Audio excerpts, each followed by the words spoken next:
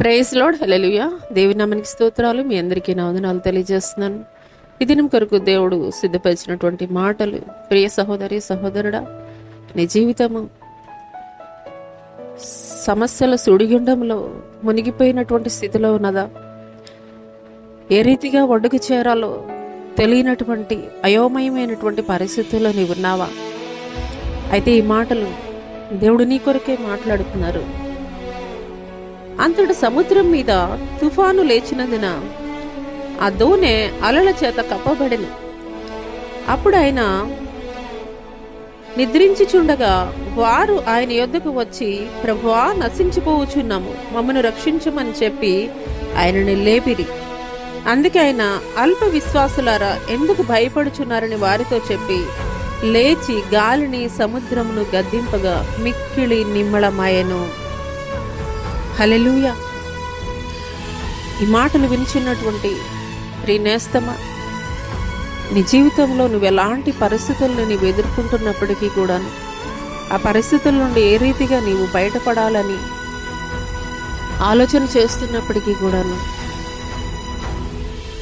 ఒక విషయం అయితే గనుక నీవు మర్చిపోయావని అర్థం చేసుకో. ఆనాడు శిష్యులు ఉన్నటువంటి దోణిలోనే యేసుక్రీస్తు వారు కూడా ఉన్నారు. కానీ అలల చేత ఆ యొక్క నావ కొట్టబడుచున్నటువంటి పరిస్థితుల్లో వారు భయపడిపోతున్నారు, ఆందోళన చెందుతున్నారు. యేసు ప్రభువుని అడుగుతున్నారు, ప్రభువా, మేము నశించిపోతున్నాము, నీకు చింత లేదా అని దేవుణ్ణే వారు అడుగుతున్నారు.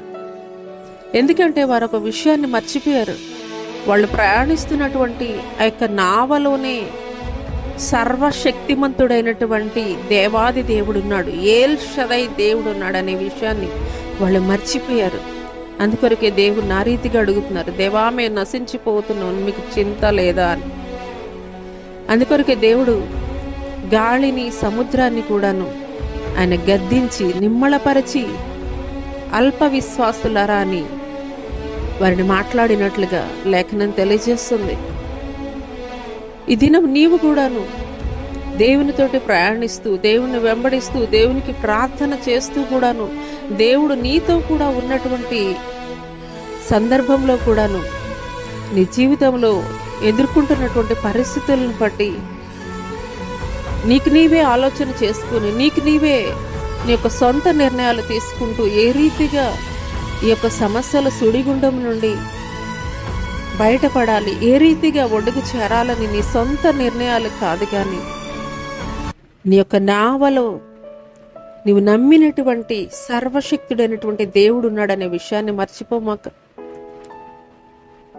నిన్ను గట్టెక్కించలేనటువంటి, ఒడ్డుకి చేర్చలేనటువంటి దేవుడా నీవు నమ్ముకున్నటువంటి దేవుడు మరణిశ్చయంగా ఆ యొక్క దోణె మునిగిపోయేటువంటి పరిస్థితుల్లో ఉన్నప్పటికీ కూడాను ఒక్క మాట ఆయన సెలవిచ్చిన వెంటనే గాలి సముద్రము కూడా నిమ్మళమైన. అదే రీతిగా నువ్వు దేవుని సన్నిధిలో, దేవా, నా పరిస్థితులను బట్టి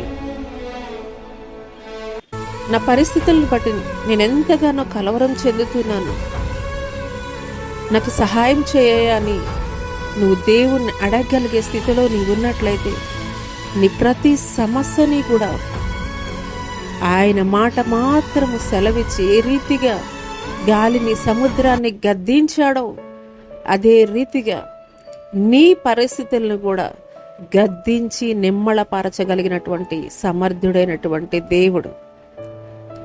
నిజముగా ఈ మాటలు దేవుడు నా కొరికే మాట్లాడుతున్నారని నీవు నమ్మగలిగినట్లయితే ఆనాటి శిష్యుల జీవితాల్లో దేవుడు జరిగించినటువంటి అద్భుత కార్యము దేవుడు నీ జీవితంలో కూడా నీవు ఎదుర్కొంటున్నటువంటి పరిస్థితులను కూడా గద్దించి నిమ్మళపరచగలరు. అటి కృప దేవుడు నీకు దయచేయనుగాక. ఆమేన్.